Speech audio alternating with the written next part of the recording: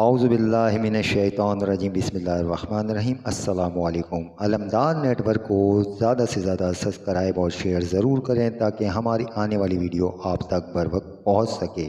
شکریہ۔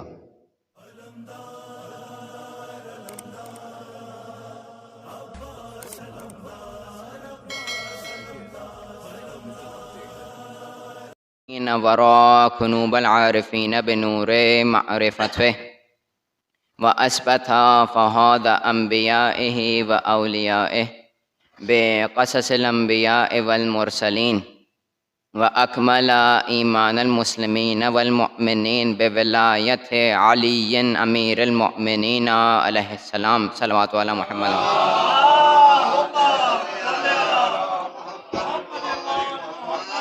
والصلاة والسلام والتحية والإكرام على أفضل الموجودات العبد المؤيد والرسول المسودد المصطفى الأمجد المحمود الأحمد أعني أبا القاسم محمد صلى الله عليه وسلم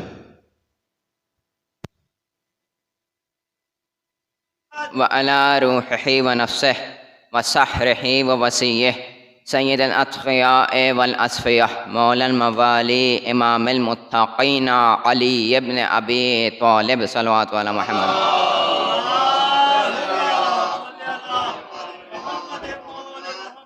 وعلى اوصیائه لا سیما بقیت اللہ فی الارضین روحی وارواح العالمین لتراب مقدمه الفدا واللعنة الدائمة على أعدائهم أجمعين من الآن إلى قيام يوم الدين.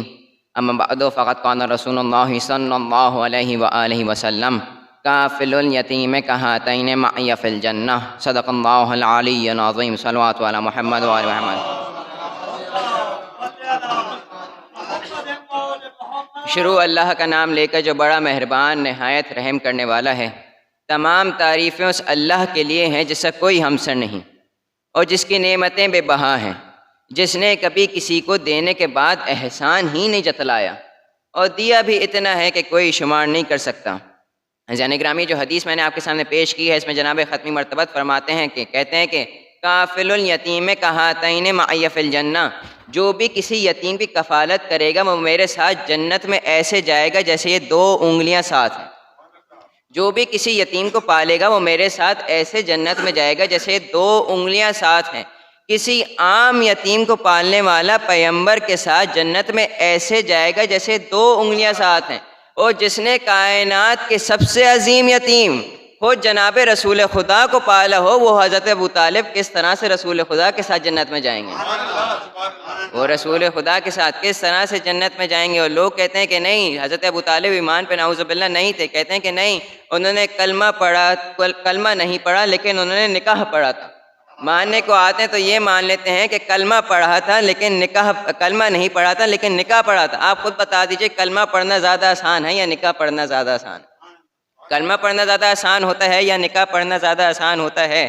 اور مولا کائنات سے خود آ کے ایک شخص نے کہا کہ نعوذ باللہ آپ کے بابا ایمان پہ نہیں تھے تو وہ جنتی نہیں تھے، نعوذ باللہ آپ کے بابا جنتی نہیں تھے، تو مولا کائنات نے فرمایا انا قسیم الجنتی والنار، میں ہوں دوزخ و جنت کا تقسیم کرنے والا، میں ہوں دوزخ و جنت کا تقسیم کرنے والا۔ مولا نے یہ بتلانا چاہتا تھے کہ مولا یہ بتلانا چاہتے تھے کہ تو میرے باپ کی نہیں، تو اپنے باپ کی فکر کر۔ میں ہوں جنت اور دوزخ کا تقسیم کرنے والا، تو میرے باپ کی نہیں، تو اپنے باپ کی فکر کرو۔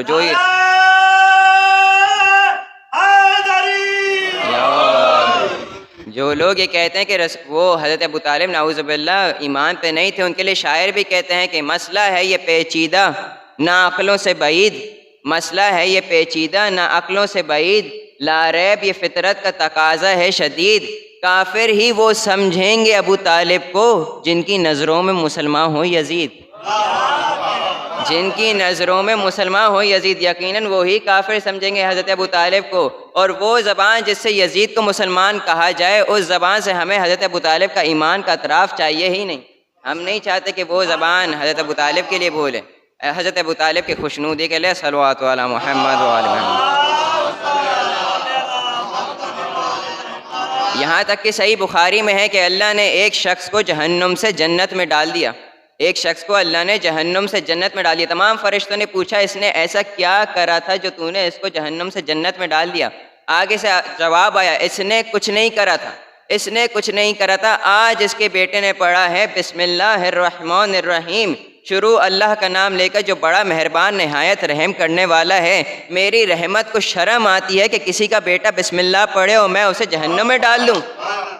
میری رحمت کو شرم آتی ہے کہ کسی کا بیٹا بسم اللہ پڑھے اور میں اسے جہنم میں ڈال دوں. تعجب ہے مسلمانوں پہ، جس کا بیٹا بسم اللہ پڑھے وہ اس کا باپ جنتی، اور جس کا بیٹا خود بائے بسم اللہ ہو اس کو وہ کس طرح سے نعوذ باللہ کافر کہتے ہیں. یہ ہیں حضرت ابو طالب. یہاں تک کہ دعوت ذوالعشیرہ جو اسلام کی سب سے پہلی دعوت ہے وہ ہوئی ہے حضرت ابو طالب کے گھر میں. حضرت ابو طالب کا گھر کہاں تھا؟ حضرت ابو طالب کا گھر مکے میں تھا. اللہ کا گھر کہاں تھا؟ اللہ کا گھر خود مکے میں تھا. تو بات لا الہ کی ہے، محمد رسول اللہ کی بات ہے، پھر بھی ہو رہی ہے تو حضرت ابو طالب کے گھر میں ہو رہی ہے. اگر وہ کہتے ہیں کہ نہیں حضرت ابو طالب ایمان پہ نہیں تھے اور اللہ جانتا تھا کہ ایمان پہ نعوذ باللہ نہیں آنا تھا، تو اللہ رسول خدا سے کہہ دیتا کہ نہیں یہ تو ایمان پہ آنے نہیں ہیں، ان کو کلمہ نہیں پڑھنا، لہٰذا رسول خدا آپ ان کے گھر کا احسان نہ لیجئے، آپ ان کے گھر کا احسان نہ لیجئے. بات اللہ کی ہے، رسول خدا کی ہے، ہو رہی ہے حضرت ابو طالب کے گھر میں. پوچھا کہ کیوں حضرت ابو طالب کے گھر میں ہو رہی تھی؟ تو جواب آگے سے کہتے ہیں کہ کعبے میں اس وقت بت تھے، اس وقت کعبے میں بت تھے، اس وجہ سے حضرت ابو طالب کے گھر میں یہ بات ہوئی. تعجب ہے مسلمانوں پہ، یہ بات مان لیتے ہیں کہ رحمان کے گھر میں بت تھے، عمران کے گھر میں بت نہیں تھے. عمران کو نعوذ باللہ کافر کہنے والے مان لیتے ہیں کہ رحمان کے گھر بت تھے اور عمران کے گھر بت نہیں تھے.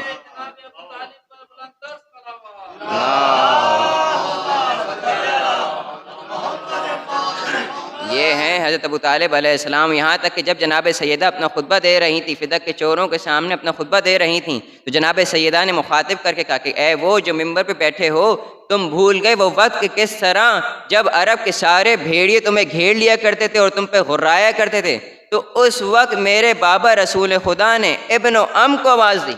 جناب سیدہ نے حضرت ابو طالب کی طرف اشارہ کیا کہ ابن و ام یعنی میرے چچا کے بیٹے کو آواز دی. یہ نہیں کہا کہ میرے شریک حیات علی کو آواز دی، یہ نہیں کہا کہ علی کو آواز دی، فرمایا ابن و ام کو آواز دی، کیونکہ جناب سیدہ بھی وہ ہستی ہیں جو حضرت ابو طالب پہ ناز کرتی ہیں. انہوں نے